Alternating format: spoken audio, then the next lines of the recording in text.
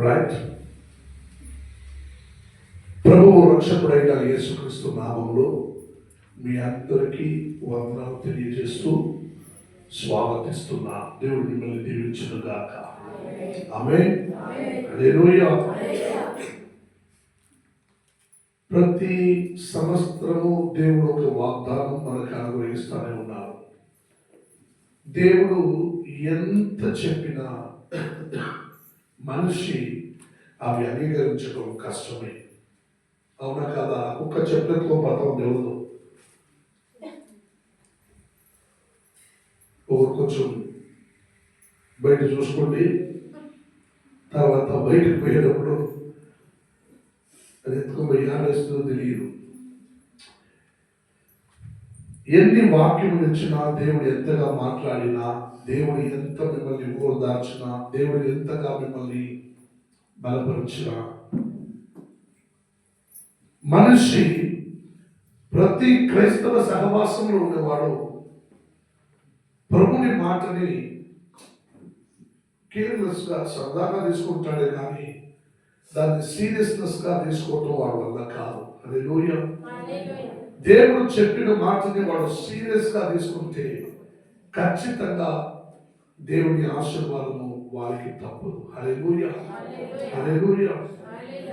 ఎన్ని కష్టములను ఉన్నా కూడా ఆ కష్టాలని సహించిన వాడు ధన్యుడు అని వాక్యం సెలవించబడుతుంది. ఆమేన్. హల్లెలూయా. యాకోబు గ్రంథమందు మొదటి అధ్యాయమున 12వ వాక్యం ఒకరు చదువుకున్నాం. యాకోబు గ్రంథంలో మొదటి అధ్యాయం 12వ వాక్యం. వాక్యం చదవండి. యాకోబు రాసిన పత్రిక. శోధన సహించువాడు ధన్యుడు, అతడు శోధనకు నిలిచిన వాడై ప్రభువు తన్ను ప్రేమించు వారికి వాగ్దానము చేసిన జీవ కిరీటము. ఆమేన్. హల్లెలూయా. ప్రియమైన దేవుని ప్రభువు మనకు వాగ్దానం అనుగ్రహించాడు. ఆ వాగ్దానము నువ్వు భయపడవద్దు, దిగులు పడవద్దు, ధైర్యంగా ఉండు. నేను నీ పక్షంగా ఉన్నాను, నేను నిన్ను తోడుగా ఉన్నాను, నేను నిన్ను వదిలిపెట్టను, నేను నిన్ను ఏం వదిలిపెట్టను అని. హల్లెలూయా. దేవుడు ఎంతగా ఓదార్చినా, సెలవిచ్చినా, బలపరిచినా మనము బలము పొందక, ఓదార్చబడలేక మనం ఏం చేసుకుంటున్నాం? సరదాగా తిన్నావా? తిన్నాను. వాళ్ళు తినిండ్రు, వాళ్ళు ఇంకా తినిండ్రు. తిన్నావా అంటే నువ్వు తిన్నావా? మాట వరుసగా చెప్పాలి. తిన్నావా అంటే నేను ఇంకా తినలా అని చెప్పలేడు. తిన్నాను. బాగున్నావా? బాగున్నాను. నువ్వు బాగున్నావా?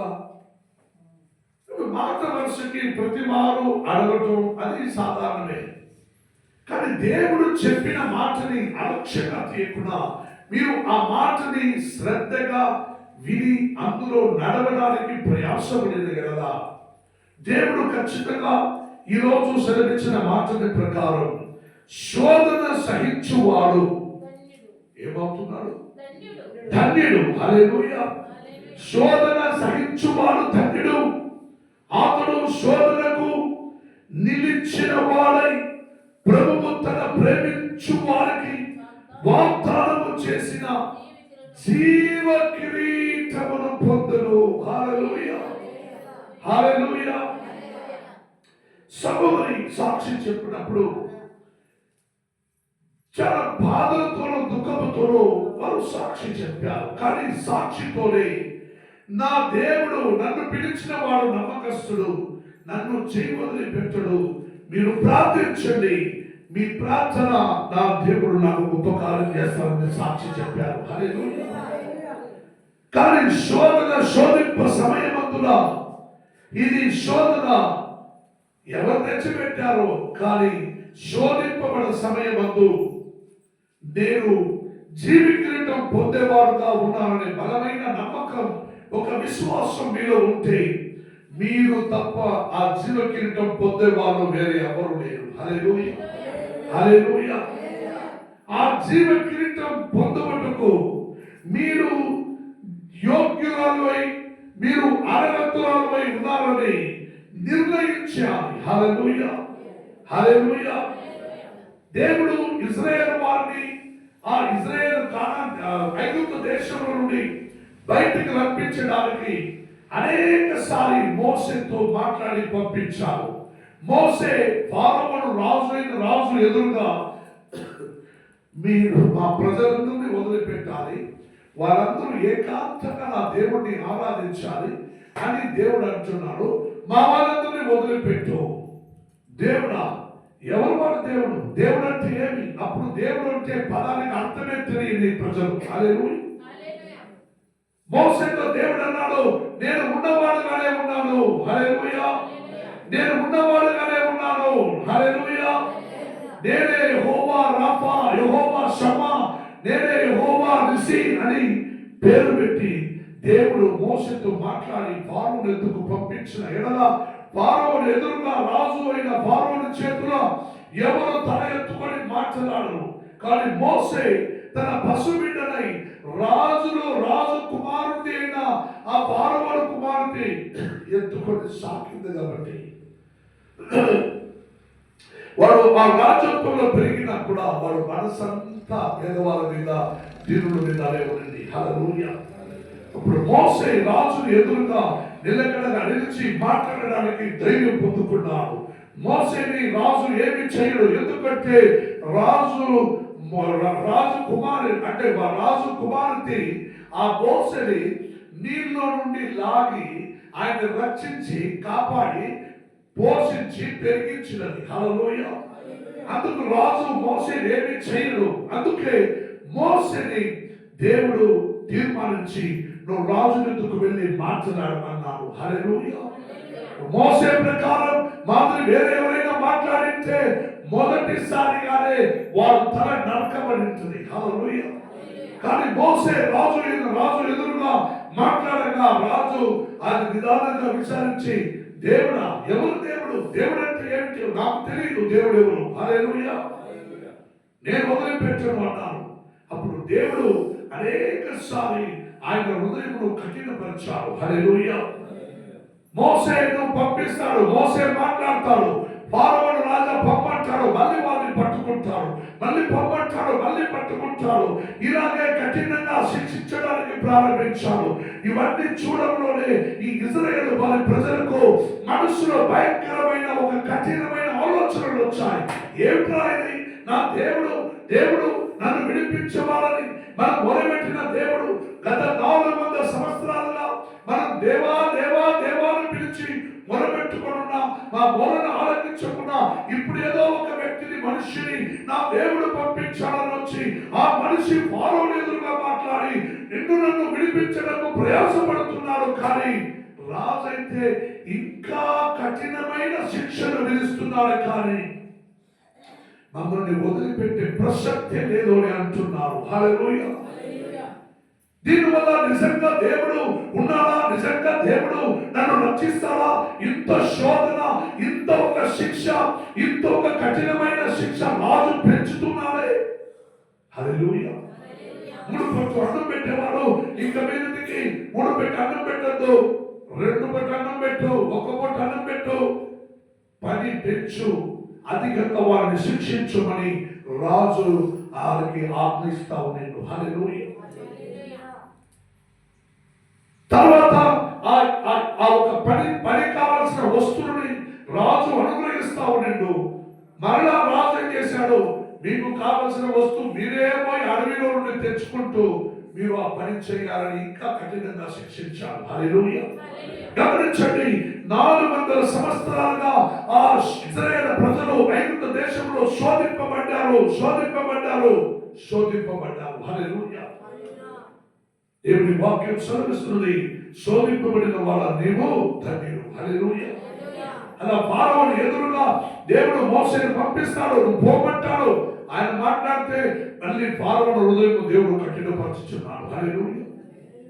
అది పొమ్మంటాడు, వీళ్ళు పంపించేస్తే నా ఇంటి పని చేసే వాళ్ళు ఎవరు పట్టుకోరా మళ్ళీ వాళ్ళని అంటారు, మళ్ళీ వాళ్ళని పట్టుకోపోయి మళ్ళీ పని చేపిస్తారు. ఇలా చేసి చేసి చేసి చివరిగా దేవుడు ఒకరోజు వారిని పొమ్మని చెప్పి వదిలిపెట్టమని ఒక భయంకరమైన శిక్షను వారి దేశంలో తెచ్చిపెట్టాడు. హల్లెలూయా. అవన్నీ చూడడంలోనే రాజు అయిన ఫారోకు మనసు కఠినమైనదే ఉన్నది. కానీ పొమ్మన్నాడు, మరలా పట్టుకోవాలని బయలుదేరి వెనక్కి వచ్చాడు. హల్లెలూయా. వాక్యం చెప్పిన ప్రకారం నీ జీవితంలో అలా ప్రతి ఒక్క విషయంలో దాసత్వంలోను వారసులుగాను మీరు గులామతనంలోను నువ్వు జీవించుకుంటూ నువ్వు దేవుడిని దుఃఖపరచుకుంటూ చివరిగా నువ్వు కూడా దుఃఖంలో మునిగిపోతున్నావు, శోధనలో మునిగిపోతున్నావు, వేదనలో మునిగిపోతున్నావు. కానీ నీకు వాగ్దానం చేసిన దేవుడిని నువ్వు మర్చిపోతున్నావు. హల్లెలూయా. నీకు వాగ్దానం చేసిన దేవుడిని నువ్వు మర్చిపోతున్నావు. అదే నీకు నీ మధ్యలో ఉన్న సమస్య. హల్లెలూయా. క్రైస్తవ సహవాసంలో చర్చిలో కూర్చున్న వారిలో ఉన్న ఒక సమస్య ఏమిటంటే దేవుని మాటని శ్రద్ధగా వింటారు, బయటికి వెళ్ళాక అవన్నీ మర్చిపోతారు. హల్లెలూయా. ఏదో నా తలరాతో అన్ని నువ్వు చెబుతాడు కదా, బయట ఉండేవాడు నా తలరాత ఎలా ఉందో అలా జరుగునుగాక. హల్లెలూయా. నా తలరాత ఏముందో అలా జరగని అని అనుకుంటూ ఆయన వెళ్ళుచున్నారు. హల్లెలూయా. హల్లెలూయా. గత దినములో మనం ఒక కుటుంబంలో మనం సంధించడానికి వెళ్ళిన ఆ సహోదరి ఎన్నో కష్టపడి ఆయన బాధలతో వేదనలో శోధనలో ఆయన మంచంలో రోగములో పడుకున్న మొగడంటాడు. దేవుడు తెలియదేముంది, దేవుడు దేని చేస్తే అదే, దేవుడు ఇచ్చేదేమో అదే. బ్రతికిస్తే బ్రతికిస్తాడు, సాధిస్తే సాధిస్తాడు అని చెప్పకుండా ఆ మాట చెబుతున్నాను. హల్లెలూయా. మనం అర్థం చేసుకుంటున్నాం, గమనించాలి మీరు. ఎందుకంటే శోధింపబడిన వారు ధన్యులని ఎంత చక్కగా ఈ యాకోబు అనేవాడు ఎవరో తెలిసిన, ఈ యాకోబు అనేవాడు యేసుక్రీస్తు పుట్టిన తర్వాత ఆ యోసేపుకు మరియాలకు తర్వాత శారీరక సంబంధంగా పుట్టినవాడు యేసుక్రీస్తుకు ఒక విధంగా ఇతడు తమ్ముడుగా అవ్వాలి. హల్లెలూయా. అయినా తమ్ముడు చెప్పబడదు, ఎందుకంటే యేసుక్రీస్తు మనుష్య కుమారుడైనా కానీ ఆయన భూమిలో పుట్టి 33 సంవత్సరాలు జీవించాడు. కానీ ఆయన మనిషి కాదు, ఆయన దేవ స్వరూపి అయి ఉన్నారు. హల్లెలూయా. ఆయన దేవ స్వరూపి అయి ఉన్నారు. అందుకే యాకోబు వాయించినప్పుడు దేవుడు అంటున్నాడు, దేవుని యొక్కయు ప్రభువైన యేసుక్రీస్తుని యొక్కయు దాసుడైన యాకోబు నేను అని అంటున్నాను. హల్లెలూయా. దేవుని యొక్కయు ప్రభువైన యేసుక్రీస్తుని యొక్కయు దాసుడైన యాకోబు నేను అని అంటున్నాడు. యేసుక్రీస్తు తమ్ముడు నేను అక్కడ చెప్పలేవాడు. హల్లెలూయా. యేసు ప్రభువు తమ్ముడు చెప్పలేదు, నేను యేసుక్రీస్తునికి దాసుడని ఒప్పుకున్నాను. హల్లెలూయా. ఎందుకంటే వాళ్ళందరికీ తెలుసు ఇతడు దేవపుత్రుడు, దేవ కుమారుడు అని. హల్లెలూయా. శోధింపబడిన సమయమందున యేసుక్రీస్తు మనుష్య కుమారుడై ఉన్నప్పుడు ఆయన కూడా శోధింపబడినాడు. హల్లెలూయా. ఆ శోధనల నుండి బయటికి రప్పించిన దినమానంలో దేవదూతలు దిగి వచ్చి ఆయనని రక్షించారు, కాపాడినారు. హల్లెలూయా. ఆయన సేవ కోసం బయటకు వచ్చిన ఆ 40 రోజులు ఉపవాసంలో ఆయన జీవించుచుండగా అపవాది అనేవాడు యేసుక్రీస్తుని ఎందుకు వచ్చి నువ్వు దేవ కుమారుడు అయితే ఈ రాళ్ళని రొట్టిగా మార్చి నువ్వు తినమన్నాడు. హల్లెలూయా. శోధించాడు. మరలా ఏమన్నాడు? రొట్టిని రాళ్ళుగా మార్చి తినమన్నాడు. మరలా ఈ దేశంలో ఉన్నవని నేను నీకు ఇస్తాను, ఈ ఆస్తినంతా నాదే, ఐశ్వర్యమంతా నా దగ్గరే ఉంది, ధనమంతా నా దగ్గరే ఉంది, ఇవన్నీ నేను నీ చేతులు అప్పగిస్తున్నా, నీవుడు శాస్త్రంగా నాకు నమస్కారం చేయన్నాడు సాతాను. హల్లెలూయా. యేసుక్రీస్తు దేవ కుమారుడై దేవపుత్రుడై ఉన్న మనుష్య పుత్రుడుగా శరీరగా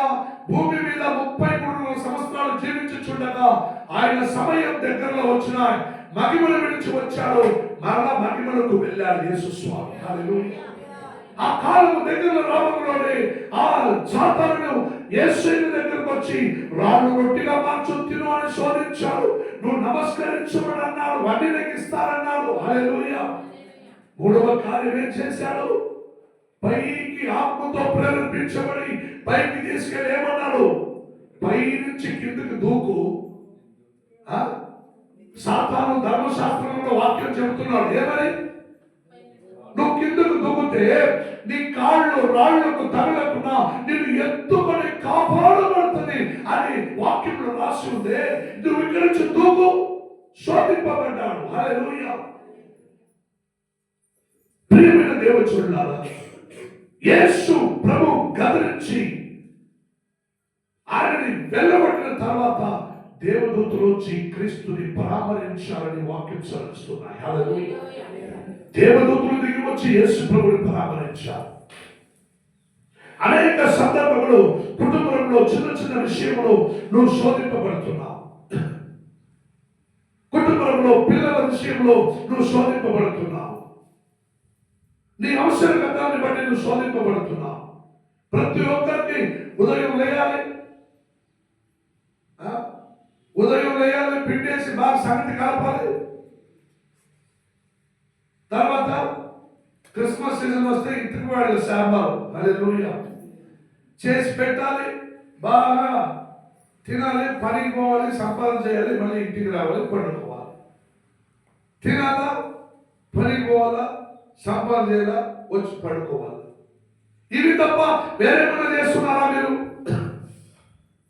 ఇవి తప్ప వేరేదైనా చేస్తున్నారా? ఎవరు ఏమి చేయరు. సంఘానికి వచ్చే కొన్ని క్రైస్తవులు మాత్రమే ఏదో సమయం దొరికితే కొంచెం మోకాలు వచ్చి ప్రార్థన చేస్తున్నారు. ఎందుకంటే ప్రతినిత్యము నాకు బలమిచ్చేవాడు నా దేవుడే కాదా, యెహోవాయే నా బలమని వాక్యం సెలవిస్తున్నది. ఆ బలం ఇచ్చినందున నేను మోకరించి ఏదో సమయం దొరికితే కొంచెం ప్రార్థన చేసేవాడు. హల్లెలూయా. నీకు బిడుగుంటే రేపు వస్తావా చూద్దాం, బిడుగుంటే వస్తాను ఆ లెక్క ప్రార్థన చేయడం కూడా క్రైస్తవ సహవాసంలో ఉండేవారికి. క్రైస్తవ సహవాసంలో ఉండేవారికి ప్రార్థన చేయటం బిడుగుంటే వస్తా చేస్తాడని కాదు, నీవు తప్పకుండా మోకరించే తీరాలి. అదే నీ బ్రతుకు. హల్లెలూయా. మోకరించి ప్రార్థించకుండా ఉంటే నీ జీవితంలో ఏది సాధించలేవు. హల్లెలూయా. నువ్వు ఏది సాధించలేవు. అన్ని ఉండేది కూడా ఓడిపోతావు. సహోదరుడు యోబు జీవితంలో ఉన్నదంతా పోగొట్టుకున్నాడే, ఆ మాదిరి నువ్వు ఉన్నదంతా పోగొట్టుకుంటావు కావాలంటే. హల్లెలూయా. చర్చి పోయినాను, సంఘము చర్చ్ ఆరాధన భానువారం పోయినాను, వచ్చే లోపల ఇంట్లో ఇలా జరిగింది, అలా జరిగింది, ఇంత అయింది, అట్ట అయింది. అందుకే చెప్పింది భానువారం నువ్వు చర్చికి పోవద్దు అని అంటారు పక్కలో ఉండేవాళ్ళు. హల్లెలూయా. అందుకే చెప్పేది నువ్వు భానువారంలో ఎక్కడికి పోవద్దు, ఇంట్లోనే ఇంటికి మీద సాంబార్ చేస్తేనే ఇంట్లో గమ్ము కూర్చో. హల్లెలూయా. ఎదవ జీవితం. ఆలోచించుకోండి. నువ్వు ప్రార్థించవలసిన కార్యం దేవుడు నీకు ఇచ్చిన నిబంధన. హల్లెలూయా. నువ్వు శోధన సమయం అంతా శోధింపబడుతున్నావా? ఎంత శోధనైనా ఉండే మనోళ్ళు సహించుకుంటారండి. ఎన్ని కన్నీళ్ళు శోధన అయినా కన్నీళ్ళు విడిచి తర్వాత కళ్ళు బాగా పెట్టుకుంటే బాబు గడుపుకుంటూ ఒకరు చెప్తారు ఓదార్చమని, ఏదమ్మా అంతా ఉండేదే, పో బాబు పెట్టుకోండి అక్కడ తిరుగుపో అని చెప్పాడని ఈయన లేచిపోయి ముఖం కడుక్కొని బాగా పెద్ద ముద్ద పెట్టుకుని తినేది.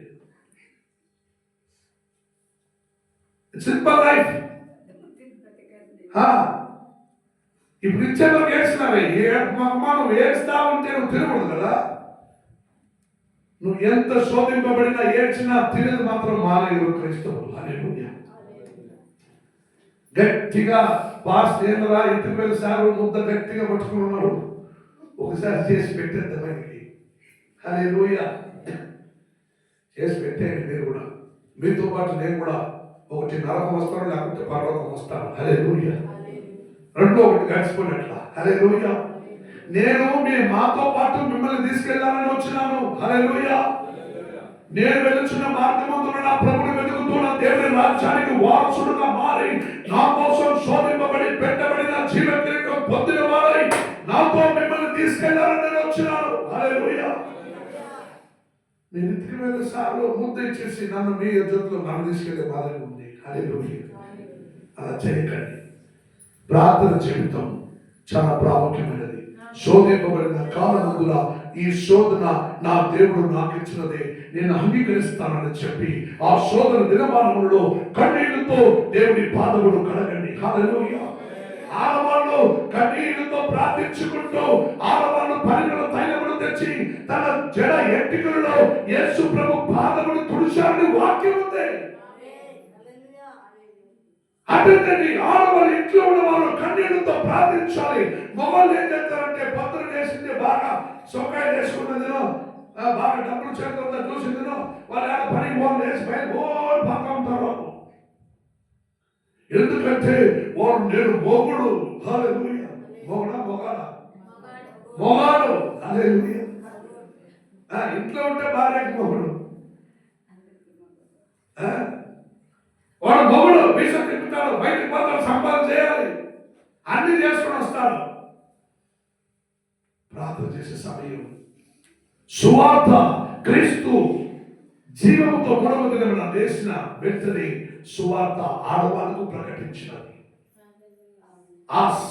ఆ సమాధిని తెరిచిపెట్టిన సమాధిని పోయి చూసిన వాళ్ళు ఎవరండి? మగవాళ్ళ. అప్పుడు ప్రభువు లేచినాడు జీవముతో చెప్పినది ఎవరికండి? మొదలు చెప్పింది ఆడ మగవాళ్ళకే. ప్రభు లేచినాడు నేను చూసినానంటే వాళ్ళందరూ సందేహంతో చూశారు. ఆడవాళ్ళు పోయి చూసి వచ్చి మళ్ళీ చెప్పిన వెంటనే పేతురుడు పరిగెత్తుకొని పోయి సమాధిని తొంగి చూశాడు. అవునా, ప్రభు లేచినాడా? ఆ బ్రతికే క్రైస్తవ జీవితం. నువ్వు పరిగెత్తుకుని చర్చి దగ్గరకు వస్తున్నావు. చర్చి ఆరాధన ఉందా? ఉంది. లేదా సమాధిని చూసినట్టే ఉంది క్రైస్తవ సహవాసం. పేతురులాగా పరిగెత్తుకుని వచ్చి సమాధిని తొంగి చూసి అక్కడ యేసు ప్రభు లేదు అని తిరిగి వెళ్ళిపోయినాడే. ఆ లెక్కలో ఈ రోజులో అనేక క్రైస్తవులు పరిగెత్తుకుని చర్చికి వస్తారు. సమాధిని చూసినట్టు ఇక్కడ యేసు స్వామి ఉన్నారో లేదో ఈ నల్ల ముఖ పడుకొని వాడుతున్నాడని విని నువ్వు వెళ్ళిపోతుంటున్నావు. హల్లెలూయా.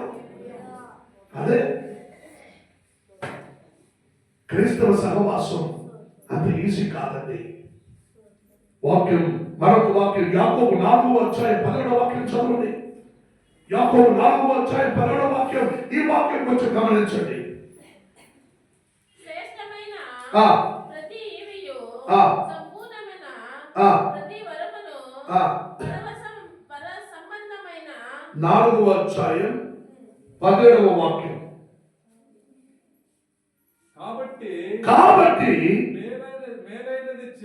మేలైనది నెరిగియు అలాగూ చేయని వానికి గమనించండి. ఈ వాక్యం ఏం చెబుతుందంటే మేలు చేయాలని ఎరిగిన వాడు మేలు చేయకుండా ఉంటే అది పాపం అని వాక్యం చెబుతున్నది. అక్కడేమన్నది? శోధింపబడిన వారికి జీవకిరీటం తప్పదు అని వాక్యం చెప్పాడు. అదే యాకోబు. హల్లెలూయా. అదే కొత్త నిబంధన యాకోబు ఏమన్నాడండి? ప్రభు క్రీస్తు యేసు ప్రభుని దాసుడైన యాకోబు ఏమన్నాడు? శోధింపబడిన వాడు ధన్యుడు, జీవకిరీటము ఆయనకి సిద్ధంగా ఉన్నదని చెప్పినాడు. ఆయన పొందుతారని అన్నాడు. ఇక్కడ అదే యాకోబు 4:17 వాక్యంలో అంటున్నాడు. కాబట్టి మేలైనది ఏదైనా ఎరిగి అలాగూ చెయ్యని వారికి పాపము కలుగును. హల్లెలూయా. మంచితనమును బోధించే అదే వాగ్దానం చెబుతున్నది. నువ్వు మంచి కార్యమును చేయాలని కోరుకునేవారు. మంచిదంటే ఏమిటండి? ప్రార్థన చేసేది మంచిదే కదా? అవునా కదా? పాపం చేయడం మంచిదే, ప్రార్థన చేయడం మంచిదే కదా? అంటే నువ్వు ప్రార్థన చేయకుండా ఉన్నావంటే అది పాపమే. హల్లెలూయా. అదైతే నీవు దినమంతయు వారమంతయు నీవు పాపములోని సమయంలో గడిపి ప్రార్థన చేయకపోతే పాపం అనే వాక్యం ఉందా? ఉన్నదా లేదా? అదైతే నువ్వు వారమంతా ప్రార్థన చేయకపోతే నువ్వేం చేసినట్టు? పాపం చేసినట్టు. చెప్పండి, పాపం చేసినట్టు. పాపం చేసి వారమంతా పాపము చేసి వారంలో ఒక్కరోజు నేను శోధింపబడినాను, జీవ కిరీటం నాకు కావాలి అని నువ్వు ఇక్కడికి వస్తే నీకు జీవ కిరీటం ఇచ్చేయాలనా? ఇచ్చేయాలనా?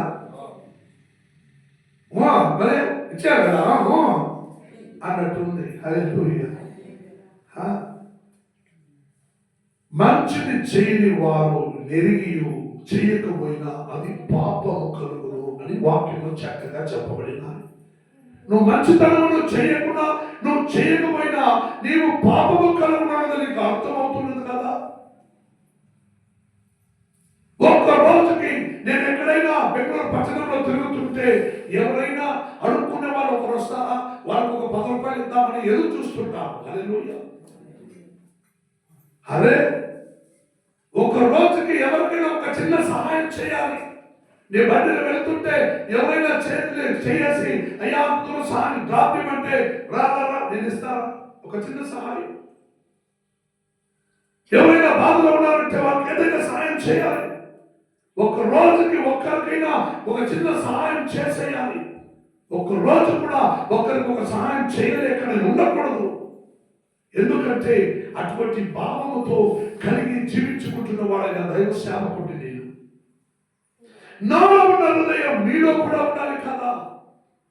ప్రతినిత్యము ఒక రోజుకి ఉదయం నుండి సాయంత్రం వరకు నువ్వు ఒక్కరికైనా ఒక మంచిని చేయటకు నువ్వు తీర్మానం చేయాలి కదా. శోధింపబడిన వారికి ధన్యుడు అని పేరు.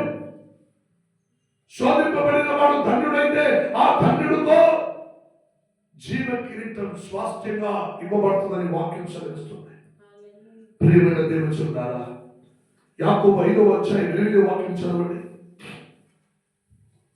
5వ అధ్యాయం 8వ వాక్యం. ప్రభువు రాక సమీపించుచున్నది గనుక మీరు ఓపిక కలిగి ఉండుడి, మీ హృదయములను స్థిరపరచుకొనుడి. హల్లెలూయా. ఏమంటున్నాడండి? యాకోబు గ్రంథమందు క్రీస్తుకు దాసుడైన యాకోబు చెప్పిన మాట మీరు ఓపిరి. వాక్యం ఏం చదువుతున్నదండి? ప్రభువు రాక సమీపించుచున్నది కనుక మీరు ఓపిక కలిగి ఉండుడి, మీ హృదయములను. సింపుల్. హల్లెలూయా. ఎంత అందమైన మాటలు మీతో మాట్లాడుతున్నాడు ఈ ఉదయకాలం. పరిశుద్ధాత్మ యాకోబు క్రీస్తు దాసుడైన యాకోబు రాసిన గ్రంథమందున ఈ చక్కటి వాగ్దానమును బట్టి నీలో మాట్లాడుచున్నబడుతుంది. ఓపిక పట్టాలి. ఒక సమస్యలు వస్తే చాలు ఏడవటం. ఒక చిన్న సమస్య వచ్చిన చాలు ఏడవటం. ఆ ఏడుపేరుతో ప్రభుని పాదం వచ్చి ఏడకూడదు. ఆ ఏడుపేరుతో ప్రభుని పాదం వచ్చి ఏడకూడదు. ప్రభుని పాదంలో ఏడిస్తే నీ పాదంలో నీ ఏడ్చిన ఏడుపుకు నీకు ప్రతిఫలం ఉంటుంది. నీ ప్రభుని పాదంలో ఏడ్చినావంటే ఆ ఏడుపుకు నీకు ప్రతిఫలం ఉంటుంది. నువ్వు వ్యర్థంగా బొగుడు కొట్టాడు, వాడు ఇల్లు కొట్టాడు, వాడు ఏం చేశాడు, ఇదేంది, నాకు అది రాలేదు, నాకు ఈ లేదు, నా సొమ్ము తీసుకున్నారు, నా దోచుకున్నారు, నాకు అట్టు చేశారు. దాన్ని బట్టి నువ్వు ఏడుస్తుంటే దానివల్ల ఏం లాభం? దేవుడు ఏమంటున్నాడు? ఒకడు అన్యాయం చేయించున్నాడా ఇంకా అన్యాయం చేయని, ఒకడు పాపం చేస్తున్నాడా ఇంకా పాపం చేయని. శిక్షించే అర్హత నీకు లేదు. శిక్షించే అర్హత నీకు లేదు. ఈ విషయాన్ని బట్టి ఒక దైవ సేవకుడు తన భార్య దారి తప్పిపోయిన వేళలో ఒక దైవ సేవకుడు ఆ మాటని శ్రద్ధగా ఫాలో చేశాడు. సేవకుడైన దైవ సేవకుడనే ఆమె భార్య దారి తప్పిపోయినది. ఆ విషయం తెలియకలోనే ఎవరికి తెలియకుండా ఆ సేవకుడు అన్నాడు, అమ్మా నువ్వు దారి తప్పిపోయినా, నీకు ఆయనే కదా కావాలి, వెళ్ళిపో, సంతోషంగా వెళ్ళిపో, నా సేవకు అడ్డుపడవద్దు. ఎవరైనా అడిగితే వాళ్ళ ఇంటికి పోయిందని చెప్పుకుంటా, వెళ్ళిపో, నేను ఎవరికి చెప్పను, నోరు. ఈ మాట చెప్పడంలోనే ఆయన సరిదిద్దుకొని తన జీవితం అంతా ఇప్పటికీ ఆయనతో పాటు సేవ చేస్తుంది. పాపం చేసింది, తప్పు చేసింది, కానీ శిక్షించడానికి అర్హత మొగుడు అనే వాళ్ళకి నీకు లేదు. నీ సొమ్మే, నీ డబ్బులే తీసుకున్నాను, అందుకని శిక్షిస్తావా? నీ ఆస్తే కబలి చేస్తున్నాను, శిక్షిస్తావా? శిక్ష ఇవ్వటం నా పని. తప్పు చేసేవాడు, పాపం చేసేవాడు, అన్యాయం చేసేవాడు ఇంకా చేయని నువ్వు పట్టించుకోవద్దు. నువ్వు పరిశుద్ధుడువా? ఇంకా ఓపుని బట్టి అధికంగా ప్రార్థించు, జీవ కిరీటం నేను నీకు ఇస్తాను. జీవ కిరీటం నేను నీకు ఇస్తాను. జీవ కిరీటం అంటే నువ్వు మరణ తర్వాత, ప్రభుని రాకడ దినములు గడిచిపోయిన తర్వాత దేవుని రాజ్యములో నువ్వు అడుగు పెట్టి ప్రవేశిస్తావే, ప్రభుని రాజ్యములో, అప్పుడు వాక్యంలోనే నీకు దూతలు నిలబడి నీ తల మీదకి కిరీటమును పెట్టి, అమ్మా స్వతంత్రించుకో, నీ కోసమే సిద్ధపరిచిన దేవుని రాజ్యం ఇది. నీ తల మీద పెట్టిన కిరీటంలో ఏమేమి ఉంటాయి తెలిసిన? 10 కోట్లు కాదు, 100 కోట్లు, 1000 లక్షల కోట్లు ఇచ్చిన అటువంటి కిరీటము, ఆ కిరీటంలో ఉన్న రాళ్ళు, ముత్యాలు నీకు దొరకదు. ఎన్ని కోట్లు ఇచ్చినా దొరకని ఒక జీవ కిరీటమును నీ తల మీద పెట్టి నిన్ను లోపలికి పిలిచి ఇదే దేవుని రాజ్యం స్వతంత్రించుకోమని చెప్పబోతుంది. అందుకని ఆ దినము వరకు నువ్వు ఓపిక పట్టాలి. హల్లెలూయా. ఆయన ఎప్పుడు వచ్చేస్తామే, ఆయన ఎప్పుడు కీర్తి ఇచ్చేది, నేను ఎప్పుడు ఏం చేసేది? అంతలోపు చచ్చిపోతే చచ్చిపో. నువ్వు బతుకుంటే కిరీటం ఇస్తారనుకున్నావా? కుదురు పెట్టుకున్న దానికి చచ్చిపో. నీకు చచ్చిన తర్వాత ఇచ్చేది కిరీటం ఇప్పుడు కాదు. అనేకులు అంటారు క్రైస్తవులు, ఇంకెన్ని కాలాలు నేను ఓపిక పట్టాలి, ఇంకెన్ని రోజులు ఓపిక పట్టాలి, ఇంకెన్ని రోజులు నేను ఇలా ఉండాలి, వయసు అయిపోయింది కదా. వాడికి తెలుసు నేను చచ్చిపోతే అనంతరం అంతా తీసుకుంటా. నువ్వు చచ్చిపోయినా నీకు చేయవలసిన న్యాయం నా దేవుడు చేస్తాను. నువ్వు చచ్చిపోయినా నీకు, నీ బిడ్డలకు, నీ సంతతికి చేయవలసిన న్యాయం నా దేవుడు చేస్తాను. నువ్వు ఓపిక పట్టు. జీవ కిరీటం పొందుకోవటకు ధన్యుడుగా భావింపబడి ప్రార్థన జీవితంలో గడుపు. దేవుని వాక్యమును శ్రద్ధగా విను, దేవుని వాక్యమును విశ్వాసించు, మాటల మీద నమ్మకం పెట్టు. ప్రభు అన్నాడు ఏమని? నా బాహుబలము చేత నేను నిన్ను విడిపించాను అన్నారా లేదండి? నా బాహుబలము చేత. బాహుబలం అనే మాటకి కొందరికి గుర్తొస్తుంది, బాహుబలి పిక్చర్ సినిమా గుర్తుకొస్తుంది. ఎవరెవరు చూసినారా ఆ సినిమా? అందరూ చూసినారా? అమ్మ కోసం చెప్పడం కొట్టండి. బాహుబలి సినిమా 1, 2 వచ్చిన అందరూ చూశారు. అవన్నీ సినిమా డూపు. నిజంగా ఒక బాహుబలం ఉన్నది.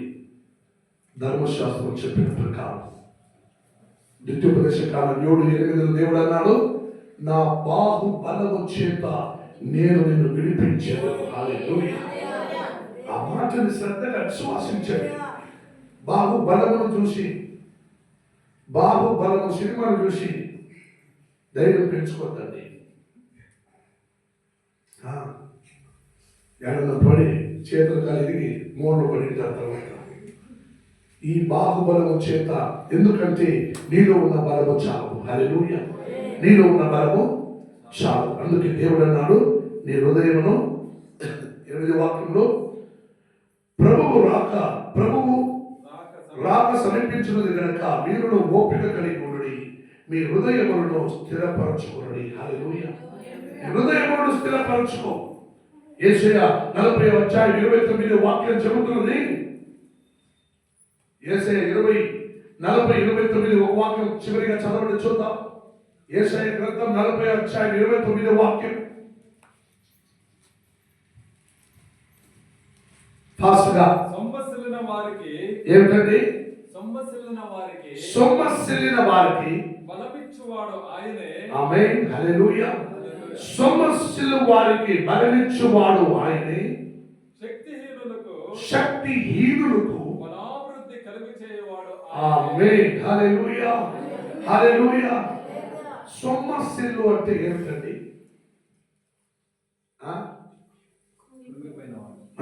సొమ్మసిల్లు అంటే సొమ్ములు గుర్తొస్తాయి అందరికి. అది కూడా లేదా? సంతోషం. సొమ్మసిల్లు అంటే బలహీనుడు, పూర్తిగా బలహీనుడు అయిపోయినా వారి వల్ల ఇంకా నేను బాగుపడి బ్రతుకుతున్నాననే ఒక ఓపిక లేకుండా పోతున్నది. అటువంటి వారిని చూసి సొమ్మసిల్లు అని అంట. హల్లెలూయా. ఆ సొమ్మసిల్లు వారికి బలమును ఇచ్చువాడు ఆయనే. హల్లెలూయా. నువ్వు ఎంతగానో బలవంతుడుగా ఉన్నా కూడా దేవుడు అంటున్నాడు, నీలో ఉన్న బలము నీకు చాలదు. హల్లెలూయా. నీలో ఉన్న బలము నీకు చాలదు. హల్లెలూయా. అందుకే దేవుడు అన్నాడు, దేవుడికి తెలుసు నీలో ఉన్న బలము నీకు చాలదు కాబట్టి నీకు ఏమన్నా పొద్దున్న నుంచి సాయంత్రం వరకు చేనులో పని చేసేదానికి ఏమైనా కొంచెం పని చేసుకుని సంపాదించడం కొంచెం బలం ఉంది అంతే నీకు. హల్లెలూయా. ఎదిరించడానికి, యుద్ధమును ఎదిరించడానికి, వ్యాధిని ఎదిరించడానికి, బలమును ఉలగను ఎదిరించడానికి నీకు బలము చాలదు. అందుకే దేవుడు అన్నాడు, నా బాహుబలము చేత నేను నిన్ను విడిపించను, రక్షించను. ఈ మాటలు శ్రద్ధగా వినండి. ఎటువంటి శోధన సమయంలో ప్రార్థించండి. శోధింపబడిన వారైన మీరు ధన్యులని విశ్వాసించండి. ఇప్పుడు నేను ఏడుస్తున్నాను, వాక్యం చెబుతున్నది. ఇప్పుడు నువ్వు ఏడుస్తున్నావా? ఇప్పుడు ఏడువు. లోకము నిన్ను చూసి నవ్వుతున్నదా? నవ్వని. రేపు నువ్వు నవ్వుతావు, లోకం ఏడుస్తుంది. హల్లెలూయా. ఇప్పుడు నువ్వు ఏడుస్తున్నావు, లోకం నవ్వుతున్నది. రేపు లోకం ఏడుస్తుంది, నువ్వు నవ్వుతావు. హల్లెలూయా. అదే డిఫరెంట్. అందుకోసమే కదా నేను ప్రభు నమ్ముకున్నాను చక్కగా. అందుకోసమే కదా నా యేసుని నమ్మికి విశ్వాసం ఉంచాను. మాయ మంత్ర శక్తులతో అనేకులు మాయముతో, మంత్రముతో, శక్తులతో ఒకప్పుడు చర్చిలో సేవ చేసే వాళ్ళు ఒకరు నేను అనుకుంటున్నాను, సేవ చేసేటప్పుడు ఒక దైవ సేవకుడు అన్నాడు, నువ్వు మోకరించి గట్టిగా ప్రార్థన చేయి. వాడు ఎవరో రెడ్డియో కమ్మ కాపాడు ఎవరో వస్తాడు కంటి నింపేది. ఏమని? రెడ్డి కానీ, కమ్ముడు కానీ, కాపాడు కానీ, ఏమవుతుంది, గొల్లవాడు కానీ, మరి ఎవరైనా కానీ కలిపి నింపేని వస్తారు. వాడి కోసం నువ్వు ప్రార్థన చేయి. వాడు రక్షింపబడతాడు. వాడు 10 మందిని తీసుకుని వస్తాడు. నీ చర్చలో నీరు బాధనే. నువ్వు కొరతలని తీర్చేస్తావు దేవుడు. నువ్వు చేయవలసింది ఏమి? ప్రార్థన. నేను మోకరించి ప్రార్థిస్తావంటే కలిపి నింపి. ఇప్పుడు అనేక కలిపి నింపి బలహీనంలో ఉన్నారు. కలిపి నింపి అయితే హాస్పిటల్ అడ్మిట్ అయ్యి ప్రస్తుతానికి 10 లక్షలు ఖర్చు పెట్టుకుంటారు. ఒక చిన్న ఇంట్లో నేను ఆయన సురేష్ బ్రదర్ తీసుకుపోయినాడు. ఆల్రెడీ 20 లక్షలు ఖర్చు పెట్టారంటే వాళ్ళు. ఇంకా 50 లక్షలు ఖర్చు పెట్టితే సిద్ధంగా ఉన్నారు. హల్లెలూయా. 20 లక్షలు ఆల్రెడీ ఖర్చు పెట్టారు, ఇంకా 50 లక్షలు ఖర్చు పెట్టడానికి సిద్ధంగా ఉన్నారు. హల్లెలూయా. నువ్వు ఎన్ని లక్షలు పెట్టినా దైవ కృప నీకు లేకుండా పోతే నీ సొంత బలములను పోరాడాలి. అదే దేవుని వాక్యం చదివిస్తుంది. లోకం ఇప్పుడు ఏడుస్తావు, నవ్వుతా ఉన్నా, నువ్వు ఏడుస్తా ఉన్నావు. క్రైస్తవులను ఏడ్చుకుంటూ ప్రార్థిస్తా ఉన్నావు. లోకం నవ్వుతా ఉంది, తిరుగుతా ఉన్నావు. పెళ్లి, పాలలు, జాతర, పండగ, తిరగటం. కానీ క్రైస్తవ జీవితం మాత్రం ఒక పట్టుదల కలిగి ప్రార్థించడం లేదు. అదే వ్యత్యాసం. ఓపిక పట్టండి, మనసులో స్థిరపరచండి. నువ్వు ధన్యుడు, మీరు విశ్వాసించండి. ఈ శోధన నాకు వచ్చిందంటే ఈ రోజు నేను ధన్యుడే. ఆ దేవుడు అన్నాడు, జీవ కిరీటం నాకు పెట్టుకున్నాను. ఎవరైనా రాజవంశస్థులు ఇక్కడ ఉన్నారా?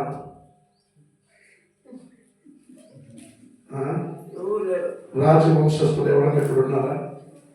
కిరీటం వారు రాజవంశస్థులు, రాజులు రాజు కిరీటం వేసుకుని వింటారు. ఎవరైనా ఉన్నారమ్మా? సరే పోనీ, ఎవరైనా కిరీటం ధరించిన వారు ఉన్నారా? ఇత్తడిది ఆదరణ, ఇత్తడి కిరీటం వేసుకుంటూ పెళ్లి పారాలు పోసి వచ్చిన వారు ఉన్నారా? రూపాయలు 10 అమ్ముతారు, ఆ కిరీటమైన ధరించుకుంటూ చిన్న చిన్న పిల్లలు కూడా ధరిస్తారు. పెద్దోళ్ళు ధరించరు. పెద్దోళ్ళు చర్చికి వచ్చేవారు, మీ అందరం తల మీద ఒక కిరీటం ఉంది. ఊహించి చూడండి, కొంచెం ఊహించండి. మీ అందరం తల మీద కిరీటం ఉంది. ఇప్పుడు ఇమాజిన్ చేయండి, ముట్టి చూడకండి, పైన పోండి. ఇప్పుడు ఆలోచించండి, నీ తల మీద చాలా తల మీద ఒక కిరీటం పెట్టింటే చాలా మీద నవ్వుతుంటే ఎంత బాగుంటుంది. కిరీటం జీవ కిరీటం. అది రూపాయలు 4 అమ్మే కిరీటములు కాదు, అది జీవ కిరీటం. నిత్య వారసుడుగా మార్చి నీకు కిరీటం ఇచ్చడానికి నా దేవుడు సిద్ధంగా ఉన్నాడు. అందుకు నీవు సిద్ధపాటు కలుగు చేసుకో, మనసు స్థిరపరచు, ఓపిరి పట్టు. నువ్వు శోధింపబడినా నువ్వు ధన్యురాలని మర్చిపోకు. మోకరించి ప్రార్థించు. నీలో ఉన్న బలము నీకు చాలదు, నా దేవుని బలము నీకు తోడుగా ఉంటే నిన్ను ఎదురించే శక్తి, నీకు విరుద్ధమైన దేవుని వాక్యం సెలవిస్తున్నది, యాకోబుకు విరుద్ధమైన మంత్రము లేదు, ఇశ్రాయేలుకు విరుద్ధమైన శకునము లేదు, ఆయుధము లేదు అని. హల్లెలూయా. నీకు విరుద్ధంగా ఏ ఆయుధము లేదు, ఏ మాయ మంత్రము లేదు. దేవుడు ఎంత గట్టిగా చెప్పాడు కదా, నీకు విరుద్ధంగా మాయ మంత్రం లేదు అంటే అనేకులు బయట ఏం చేస్తారు, ఎవరో ఏమో చేతబడి చేస్తారని వెంటనే లోకమంతా తిరిగిగా అయ్యో అమ్మ అలా అలా అలా పడా లేచి లాస్ట్ చివరిలో చర్చికి రాపోయి ప్రార్థన చేసుకుందాం. గత వారంలో ఒకరిని మన కచ్చరల్లి గ్రామంలో నుండి ఒకరిని తీసుకొచ్చి పని పెట్టారు. అరుస్తున్నాడు. హల్లెలూయా. అందరూ తిరిగి ఆయన చూశారు, మనం కూడా గదిలించినాం. ఏం చెప్తున్నారు మీరు అని? బాగుపడిండు. ఇప్పుడు చర్చి పోతే ఛాతికి ఇంటిపోతారని వాళ్ళు రాలేని విన్నారు. ఇదే వాళ్ళు ఎక్కడున్నా బాగుండాలని కోరుకుంటున్నాం. మన సంఘం నుండి ఇప్పటిదాకా ఎందరో బాగుపడిన వారు ఉన్నారు. వారు బాగుపడినాక వారు తన ఇష్టాన్ని జీవించుకుంటున్నారు. అవంతా తాత్కాలికమే, నిరంతరం కాదు. అవంతా నిరంతరం కాదు. ఒక వస్తువుని తయారు చేశాడంటే ఆ వస్తువు ఒక తయారు చేస్తుంటే వెంటనే డూప్లికేట్ తయారు చేస్తారు. హల్లెలూయా. ఐఎస్ఐ ముద్ర పెట్టి ఒక వస్తువును తయారు చేస్తే వెంటనే ఒక డూప్లికేట్ తయారు చేస్తారు. మన భారతదేశంలో మన ప్రధానమంత్రి వచ్చి నూతనంగా ఏదో మారుస్తారని 2000 రూపాయల నోటుని అచ్చివేసి కొత్తగా వినిపించాడు. ఎందుకంటే దేశంలో భ్రష్టాచారం నిండిపోయినది. దేశంలో డబ్బులు అనేకులు వాళ్ళే అచ్చి వేసుకుంటున్నారు. అందుకని డబ్బులు తేడా తెలియక ప్రజల మధ్యలో అనేక లక్షల కోట్ల డబ్బులు సంచరించుచున్నది. అందుకని అన్ని కట్ చేస్తాను అని నోట్లని మార్చి 2000 రూపాయలు కొత్తగా ఇచ్చిండు ప్రధానమంత్రి.